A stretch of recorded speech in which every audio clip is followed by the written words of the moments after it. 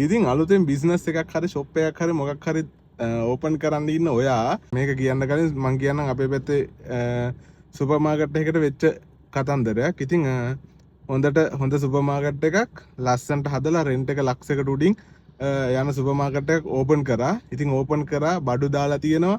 වැඩට කට්ටිය ඉන්නවා. නිකම්ම පටිය කපලා ඕපන් කරා. ඕපන් කරපු දවසේ ඕපන් එක කියපු කට්ටිය ආවා. එතනින් එහාට සාමාන්‍ය කඩයක් විදිහට ඒක යනවා.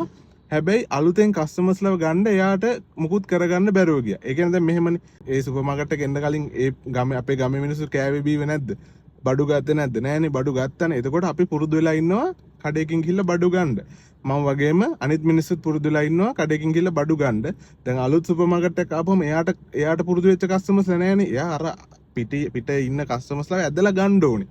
ඇදලා ගන්න නිකන් එයා ඇවිල්ලා එයා අලුතෙන් සුපර් මාකට් එක ඕපන් කරලා පටිය කපලා ඕපන් කරපු පමණින් බෑ. හරිද? මේකේ කතන්දරේ මම ඔයගොල්ලන්ට කියන්න ඕනේ මාකටිං කියන කෑල්ල. ඕගොල්ලෝ හිතනවාද මාකටිං කියන එක තවත් වියදමක් කියලා? මාකටිං කියන්නේ කොයි වෙලාවකවත් වියදමක් නෙමෙයි, ඒක ඉන්වෙස්ට්මන්ට් එකක්.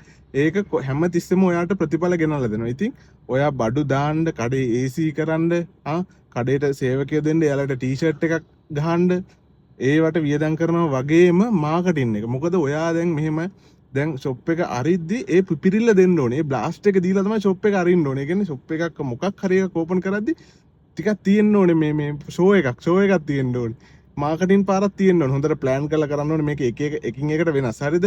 මොනවාද දැන් ෂොප් එක දාලා ඉවරලා මාසයක් විතර එතන පල්ලු වුණායින් පස්සේ ඔයා ආයේ අලුතෙන් එන විදිහට මේ මාකට් කරාට අර රිසල්ට් එක එන්න බෑ. එන්නේ නැහැ. රිසල්ට් එක එනවා අඩුයි. ඒ සුපර් මාකට් එකට දෙන ඇඩ්වයිස් එක මේ ඒ වගේ එකක් නම් ඔයාට තියෙන්නේ මේ ඕපන් කරන්න කලින් ඔයාගේ මාකටිං කැල්ලව ප්ලෑන් කරන්න ඕනේ. ඕපනින් කරද්දි මොකක්ද අර නටන පපට්ලා වගේ දාගෙන නටන කට්ටිය නටනවද? ඊට පස්සේ ඒ ඕපන් කරපු දවස් ඉඳලා සතියක් ඩිස්කවුන්ට් දෙනවද? කට්ටිය ඇතුළට එකට මිනිස්සෙක් ඇතුළට එන්න එපා. ඇතුළට එන කස්ටමර් රඳවා ගන්න එක තමයි ඒක වෙන කතාවක්. රඳව ගන්න කලින් ඇතුළට එන්න එපා බලන්න අලුත් කට්ටිය. ඒකට ඔයා හදා ගන්න ඕනේ මේකක්. වැඩක්. මාකටිං කැම්පේන් එකක් හදා ගන්න ඕනේ. සෝෂල් මීඩියා වල පොඩි දාලා බූස්ට් පාරක් දාලා පෝස්ට් එක පෙන්නුවොත් එහෙම 110ක ඩිස්කවුන්ට් මොන හරි මම මේ කියන්නේ ඕන එකක් දාන්න පුළුවන්. ඒ විදිහට දාලා ගන්න ඕනේ. මොකද මාසයක් විතර පරණ වුණායින් පස්සේ ඔයා හිතුවොත් මාකටිං කරන්න අර මිනිසුන්ගේ ඔළුවේ මේක දැන් පොඩක් පරණයි. බිස්නස් නැති පරණ කඩයක් පොඩක් ආයේ නිකන් අලුත් වෙන්න හදනවා, කවරේ මාරු කරන්න හදනවා වගේ ගතිය මිනිසුන්ට යනවා. අර ෆ්‍රෙෂ් පිට පටිය කපන දවසේම ඕපනින් එක දවසම පුපුරලා එතන ඉඳලා සතියක් මාසයක් වෙනකන් ද මාකටිං ප්ලෑන් එකක් ගහන්න ඕනේ අනිත් මිනිස්සුන් ඇදලා අරගෙන කොහොමද මේක දියුණු කරගන්නේ කියලා. ඉතින් ඒක අමතක කරන්න එපා. මාකටිං කියන එක අනිවාර්ය අංගයක් දැන් බිස්නස් වල.